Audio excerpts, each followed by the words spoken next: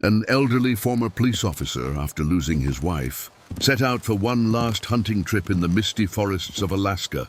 But deep in those woods, he stumbled upon a long-lost military helicopter, and inside, a secret capable of shaking an entire nation.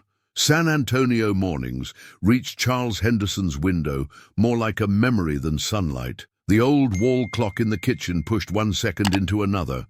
Silence draped itself over the house like a thin veil. Charles clasped his coffee mug with both hands. His eyes fell on a yellowed photograph pinned to the fridge door with a magnet.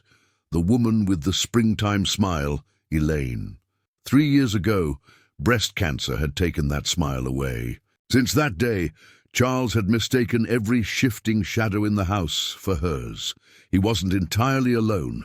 His Labrador retriever, Rocky, trotted into the kitchen and curled up by his chair. Charles stroked the dog's head, the veins on his hand tightening. Even at 70, his arms were still firm, his back straight, his movements precise. His years as a police officer hadn't left his body. They were still standing guard within him. "I'm still here," he thought, but the words were meant only for his muscles, not his heart. Inside, there was a hollow space that no command could fill. On the table lay a message from an old friend. "We're heading to the Tongass forest, planned for next week. You need fresh air and the sound of nature. My friend, maps, marked trails, camping points." Charles hadn't held a hunting rifle in years. He had quit 7 years ago, after Elaine's first surgery, silencing the sound of the forest from his life. That morning, he made a decision. Maybe, he thought, maybe this time the forest will say something different to me. Maybe he could find some peace again. I deserve at least a small piece of peace. He told himself. Rocky wagged his tail twice against the floor. Charles looked up. "Tongass," he whispered. He wanted to go. He spent the rest of the day preparing. He checked the camping tent stored in the garage. The zippers snagged. He spread out his sleeping bag. The soft rasp of fabric echoed through the empty house. He opened his first aid kit. Sterile bandages, scissors, disinfectant, burn ointment, painkillers, waterproof pants reaching up to his knees. A foldable raincoat. The thought of Alaska's rain sent a chill through him. But behind that chill was something alive. 1 week from now, he said again. It sounded like he was giving himself a mission order. The next day, he met his old police friend. The man's face carried lines of age, but a trace of boyishness still lingered in his smile. "The plan's clear," his friend said. "I marked 3 points. We'll move along the ridgeline and follow the creek bed. Bad weather's expected, but that's part of the beauty." A day before the trip, a phone call came. His friend's father had suffered a heart attack and was hospitalized. His voice trembled with worry. Charles took a deep breath. Rocky's ears perked up, eyes fixed on his face. "You stay," Charles said softly. "I'll go." Even he was surprised by the firmness in his voice.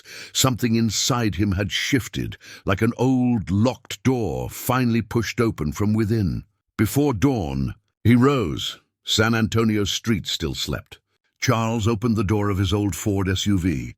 The engine's first growl rolled through the garage as Rocky leaped into the back seat. The bags were stacked neatly in the trunk, arranged with the discipline of an old operations unit. The GPS traced a long route, highways stretching northwest, followed by a flight and transfer, a difficult but clean plan. When he boarded the plane, a spark of excitement stirred within him. Since large dogs like Labradors had to travel in temperature-controlled cargo sections, he had to part ways with Rocky for the flight. He waited for the journey to end, to be reunited again. When they finally landed, Charles took a deep breath. The cold air filled his lungs. The tension in his shoulders eased slightly. "This is it," he said. Rocky's ears twitched, his paws shifting impatiently on the ground. When night fell, he set up camp. The rain had finally stopped. Silence this time felt like an old friend resting behind his ribs. Rocky rested his head on Charles's knee. His breathing matched the rhythm of Charles's heartbeat. Charles leaned back in his camping chair, staring into the darkness. His thoughts stretched and folded like forest trails, widening, narrowing, disappearing and reappearing again. Maybe, he thought, maybe beneath the weight I thought was the world collapsing, there's a door, and I just forgot how to open it. His eyelids grew heavy. The orange eye of the fire flickered for a while, then faded quietly, settling like soft ash. In that fragile bridge between waking and sleep, he saw Elaine, smiling, looking at the rain. "Look," she said, "the world is falling silent." A faint smile crossed Charles's face. "The world isn't silent," he whispered back. "I'm finally listening." Morning came, and under the clear blue sky, he began walking toward the white blanks on his map, as if those blanks were answers waiting for the right questions. Rocky led the way with the patience of a tracker. With every step Charles took, he seemed to move closer, not to a destination, but to himself. Rocky walked ahead, his nostrils twitching, pausing now and then to sniff the air. The traces of rain still glistened on the leaves. If the forest weren't so quiet, Charles might have felt peace, but this silence wasn't peace. It was the stillness of something waiting. His mind drifted between past and present. He thought of Elaine's last days, in that hospital room, holding her hand. He remembered her words, "Life doesn't stop, Charles. It just changes direction." Back then he thought it was consolation. Now it sounded like a command. 2 days passed since his first camp. He packed up every morning with the same discipline, tracing his red-marked path on the map. The trees around him were ancient, trunks wrapped in moss, branches bent not toward the sky, but toward each other. When the wind passed through, they seemed to whisper secrets, and Charles stood among them listening. By noon, he reached a small stream. The water was so clear he could see the cold stones at the bottom. He dipped his hands in, splashing his face. The chill ran through his chest. Rocky drank, then froze, staring toward something across the creek. His ears rose, his tail stiff. Charles stopped. "What is it, boy?" he whispered. The dog didn't growl, just stayed still, nose pointing northeast. That part of the forest was denser than the rest. Charles lifted his binoculars, but visibility was nearly zero. "This isn't the wind," he muttered. He understood the dog's reaction. It wasn't fear.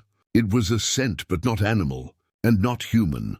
He slung his rifle over his shoulder and moved carefully, parting the knee-high foliage. The ground sank under his boots. With each step, a faint crack echoed from beneath the soaked earth.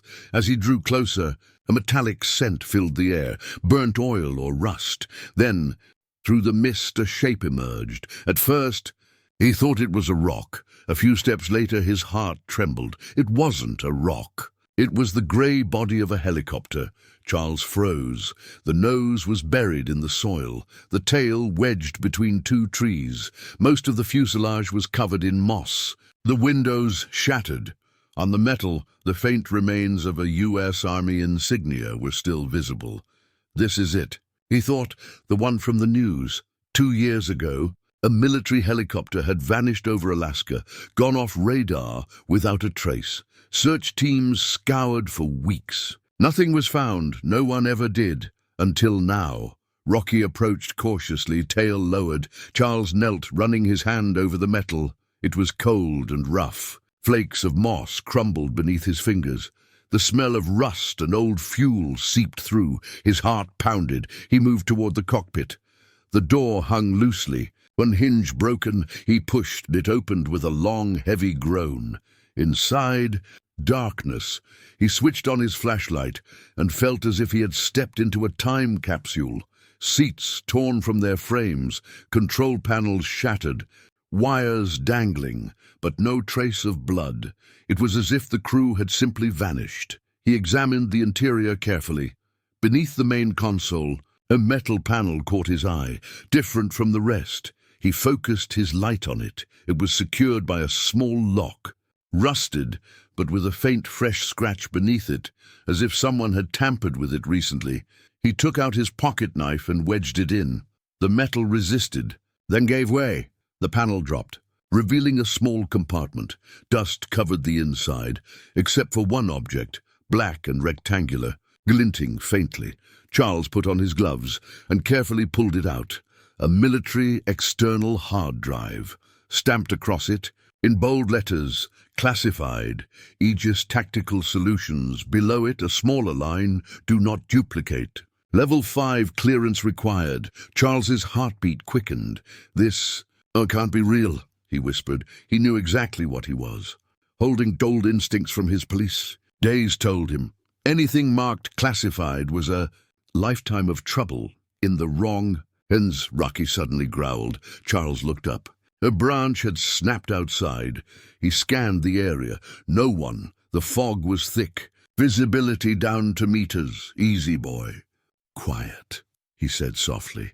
He slipped the hard drive into his pack and closed the panel again. Before leaving the helicopter, Charles noticed a name scrawled on the cockpit wall, Thomas Carver. It had been painted on, but half of it was worn away. Charles paused. Thomas Carver. The name sounded familiar. Then he remembered. It was the same name as the pilot who had gone missing in that crash. A chill ran through him. My God, he murmured. This man was hiding something. When he stepped outside, the sky had darkened again. The rain had returned. The leaves of the trees drooped under the weight of the water. Charles slung his pack over his shoulder and called for Rocky. He stood once more before the helicopter, his eyes tracing the rusted metal. They searched for you for years, he said softly, and all this time you were here, waiting in silence.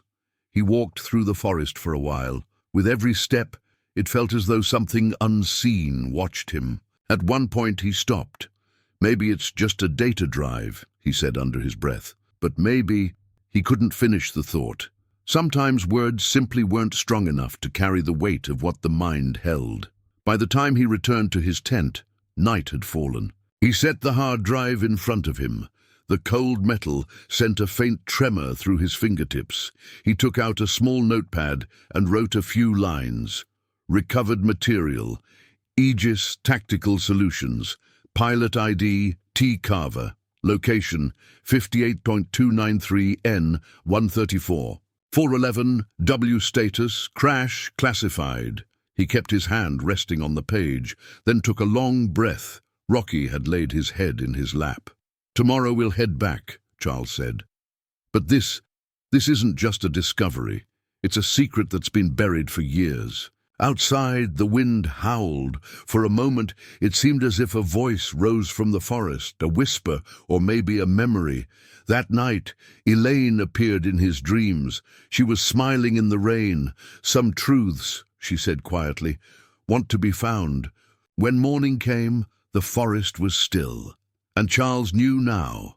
What he had found was only the beginning. The rain hung over the Tongass forest like a thin grey curtain.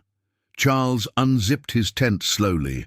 As the pale morning light filtered in, Rocky slipped out first, sniffing the damp soil. The air was moist but calm, as if the forest itself was trying to absorb what had happened the night before. Charles's eyes were bloodshot from lack of sleep. The discovery still played in his mind like an endless tape. The moss-covered metal, the faded emblem, the name Carver, and that small, heavy drive. As he made coffee, he lifted it again, holding it to the light. The word classified still glared across its surface. Something that might once have sat on a government table in a security briefing now lay beside a coffee cup on a damp camping table. "What am I supposed to do with you?" he muttered. He knew he had to make a choice. Rocky lifted his head as if understanding. After packing up camp, he mapped out his return route. He circled the coordinates in red. From his radio came the crackle of an approaching storm warning. But he didn't rush. Something kept him there. Maybe it was the need to understand why Carver had hidden that drive. He decided to return to the wreck one last time. The wind moaned through the branches, the trees clashing overhead. The fog had thinned. Visibility was better. When he arrived, the helicopter's body looked paler under the morning light, like a grave, a forgotten secret. Inside, he moved carefully. In a corner, he noticed something metallic lying on the ground. A badge. He picked it up and brushed away the dirt. U.S. Army Aviation, T. Carver. He turned it over in his hand. "So you were here," he whispered. On the back, a few letters were engraved. "For truth, a pilot devoted to the truth." "So that's why I'm here," Charles said to himself. "You hid this drive, but why?" His voice carried a quiet respect. A cop was now following the trail of a soldier. By afternoon, the storm hit. Charles started walking again, but as the sky darkened, the rain slashed across his face. He took shelter beneath a tree. Rocky huddled beside him. In the freezing wind, Charles clutched the drive between his palms. "This isn't just an object anymore," he said softly. "It's a mission, one you've passed on to me." When the rain eased, he continued walking. After several hours, he reached the nearest settlement, a small airfield and a few wooden shacks. Near a radio tower, a young attendant stood staring in disbelief. "How did you get here?" the man asked. Charles showed his old ID. "Retired police. I was camping. I found something." The man's expression grew serious. "What did you find?" Charles opened his bag and held up the drive. "This." The attendant straightened immediately. "You need to show that to the authorities." "I intend to," Charles replied. "Exactly that." 3 days later, when Charles returned to San Antonio, the hard drive was no longer just a secret. It was evidence. His first move was to contact an old connection, Ethan Collier, a federal agent he'd once worked with during a weapons smuggling case years ago. Their phone conversation was brief. "Charles, is that you?" "It's me. I found something, Ethan." "Something serious?" "How serious?" "National level." A pause. "Don't bring it here yet. Tell me what it is first." "A hard drive. It says Aegis Tactical Solutions on it." "What did you just say?" Ethan's tone changed instantly. "Aegis Tactical Solutions. You've heard of them? They're a private military contractor. There was a major investigation 2 years ago. Nothing was ever proven. The CEO, Jessica Reed, walked away clean, but behind the scenes, yeah, we all knew something was off." Charles lowered his voice. "I think I've got the proof." That night, Ethan flew to San Antonio. They agreed to meet at the old police lodge. When Charles arrived, Ethan was already there, coffee steaming beside a laptop. Charles handed him the hard drive carefully. "Can you open it?" "Let's see," Ethan said, nodding. "But if it's truly classified, there might be safeguards." When he connected it, a login screen appeared, a stark warning in green letters. "Unauthorized access will be prosecuted under federal law." Ethan's fingers moved across the keyboard. Minutes passed in silence. Then the screen flickered. A video file opened. He clicked it. The footage was grainy, shot in a dim warehouse, a table covered in metal crates, ammunition boxes and sealed containers. A woman stepped into frame, Jessica Reed, a cold smile on her face. Beside her stood 2 men with foreign accents. Her voice was clear. "None of this goes on record. Did you arrange the paperwork?" One of the men nodded. "Yes, the shipment will go through Libya. The army will think it's humanitarian aid." Jessica smiled again. "Perfect. No one will ever notice." Ethan leaned back in his chair. This is international arms trafficking." Charles's jaw tightened. "Carver knew. That's why he hid the drive." "And that's why he died," Ethan said quietly. For a moment, silence filled the room. On screen, Jessica Reed seemed to stare straight at them, as if watching from across time. Ethan forwarded the file to the federal prosecutor's office. Within days, it was headline news. Aegis Tactical Solutions CEO under federal investigation for illegal arms trading. Truth behind the missing helicopter finally revealed. Charles found himself in the center of a storm. Reporters called, TV stations requested interviews. He declined them all. "I just found it," he said. "The real hero was that pilot." That week, government officials invited Charles to Washington. He was to receive a civilian honor medal for his contribution. A ceremony was held. He stood at the podium, his hands still steady, his voice calm. "I only did my duty," he said into the microphone. "Some people retire from service, but not from conscience. Inside that helicopter, I didn't just find a drive. I found a man's integrity. Pilot Thomas Carver finally received the justice he deserved. The audience rose in applause, but in that moment, Charles's mind was somewhere else, at his wife's grave. The next day, after the ceremony, he left quietly through the airport. He told no one. Back home, he placed the medal in a small wooden box. Rocky wagged his tail at the sight of his leash, but Charles knelt and calmed him. "Not today, boy," he whispered. "This is something I have to do alone." As the sun set, he reached the cemetery. Elaine's grave was beneath a small plane tree. The stone read only, "Elaine Henderson, 1949-2019, with endless love." Charles knelt. He placed his hand on the headstone.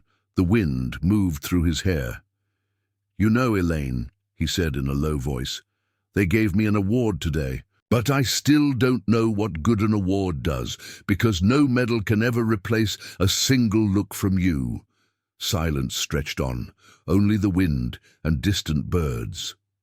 After a while, he took the medal from his pocket and set it on the stone. "This is yours," he said, "because you're the one who kept pushing me onto the right path." Rocky barked from a distance. Charles lifted his head and looked at the sky. A shaft of light slipped through the clouds. In that moment, he felt the weight he had carried for years begin to lift. "I did it," he whispered. "You can rest in peace now." As the sun went down, a quiet evening settled over San Antonio, and Charles heard a voice still whispering within him. Some duties don't end, they only change shape. He was no longer a lonely man, but a man who went on living with the voice of a conscience, a pilot's legacy, and a woman's love. As the first light of morning slowly rose over the San Antonio horizon, Charles Henderson looked out the window.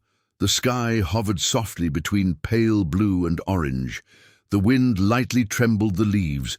The world outside yawned like a child just waking. There was a cup of coffee in his hand. Coffee was no longer just a morning habit for him. It was a quiet ritual. Rocky sat beside him, resting his head on Charles's knee, eyes fixed on the world outside. Newspapers were stacked on the table. One headline still blazed, "Aegis Scandal, Jessica Reed arrested." Below it, a smaller line, "Discovery by former police officer and veteran Charles Henderson uncovers long-hidden truth." Charles gently covered the headline with his fingertip. "I only found it," he said quietly. The path to the truth was already there. Since that day his life had changed, and in another sense nothing had changed at all. Reporters no longer called. TV stations no longer asked for interviews. The city had returned to its quiet, and he didn't mind. For the first time in years he felt a peaceful solitude, a solitude with meaning, not emptiness. A week later, there was an envelope in his mailbox. On it, U.S. Department of Defense, personal delivery. Inside, a letter. "Mr. Henderson, for your contributions to national security, the United States government has decided to award you the Federal Medal of Merit. This medal is given for services beyond the call of civic duty. More importantly, we know what you did represents conscience. Thank you." At the bottom, a note. "The family of pilot Thomas Carver also thanks you. You cleared his name." Charles's throat tightened. He sat down, the letter resting on his knees. Carver. If that brave man had entrusted the drive to someone else, instead of hiding it, perhaps he would still be alive. But some people choose to be heroes quietly. Rocky lifted his head and looked at him. Charles smiled. "You know, buddy," he said, "Carver did the right thing. I was just the last link in the chain." That afternoon, the air was clear. Charles loaded a few boxes into the trunk, a camp chair, an old hunting rifle, a few notebooks, but this time, Alaska wasn't his destination. He decided to go to Elaine's favorite place, a small lakeshore just outside San Antonio. He wanted to see again the spot where they had picnicked years ago. As he drove, the city fell behind. The hum of traffic faded. replaced by the sound of wind. Birds wheeled above the wide fields beyond the window. The sight reminded him of those long days in the forest, that same silence of danger, discovery and fate. When he reached the lake, the sun was beginning to lower. The light on the water looked like Elaine's smile. Charles got out, opened the camp chair, and sat. Rocky ran along the shore and then returned to his side. He looked at the lake for a while, without saying anything. Then he took out a small medal box, the honor medal he'd received in Washington. He opened the box. Sunlight glinted off the medal. He was quiet for a long moment, then whispered, "This isn't mine anymore." He stood and walked slowly to the edge of the water.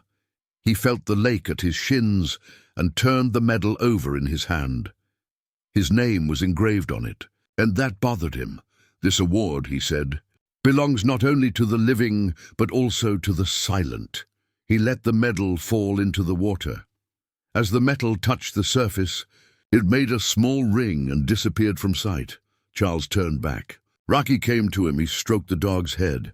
"It's done," he said. "Now it's truly done." By the time he got home, evening had come. The sky was tinged with purple. The wind was gentle.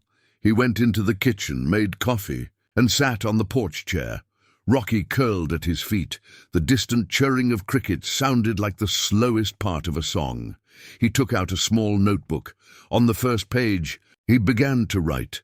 "Life sometimes draws you deep into the forest. You think you're lost, but being lost is often the first step to being found." He lifted his pen and smiled. At that moment, a shooting star crossed the sky. He could almost hear Elaine's voice. "You came back, Charles." He lifted his head. A glimmer flashed in his eyes. "Yes," he said, "I came back." Rocky laid his head on his knee. Charles placed his hand on the dog and leaned back quietly. The house was silent, but in that silence now was not loneliness, but peace. At sunrise the next morning, San Antonio stirred to life again. Cars on the streets, the far-off sound of a train, the heralds of a new day. But Charles's house was still calm. On the porch sat a coffee cup, a half-filled notebook and Rocky's leash. By the door, a page fluttered in the wind. On it a single sentence. "Truth can be heavier than a bullet, but when you learn to carry it, it sets you free." Later that day, neighbor Margaret stopped by. She knocked. When no one answered, she stepped inside. Charles was seated in his chair, a peaceful expression on his face, eyes closed. Rocky's head rested in his lap. The notebook was still on his knee. Margaret approached quietly. The pen was still in his hand. His last sentence was legible. "Elaine, I have finally found you." Margaret covered her mouth with her hands, eyes welling. Then she noticed the faint smile on his face, a peace she hadn't seen in years, a gentle acceptance. Outside, a breeze stirred, the curtain lifted, and morning light slid into the room. Rocky gave a soft bark, then settled his head back on his master's knee. A silence fell, heavy, but beautiful. That evening, as the sun set over San Antonio, a brief item aired on the local news. Former police officer Charles Henderson passed away this morning at his home of natural causes. The hero who exposed a national security scandal has been quietly laid to rest. A reporter closed the segment with this line: "Some heroes are remembered by medals, and some simply for doing what is right." The next day, a small ceremony was held. An American flag lay over Charles's casket. Rocky sat quietly beside it, paying no mind to anyone.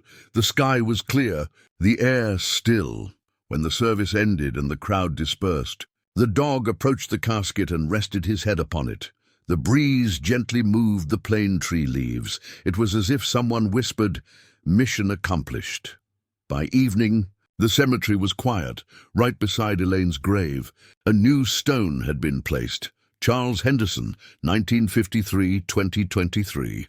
He walked in the path of truth. He won quietly, and another star crossed the sky.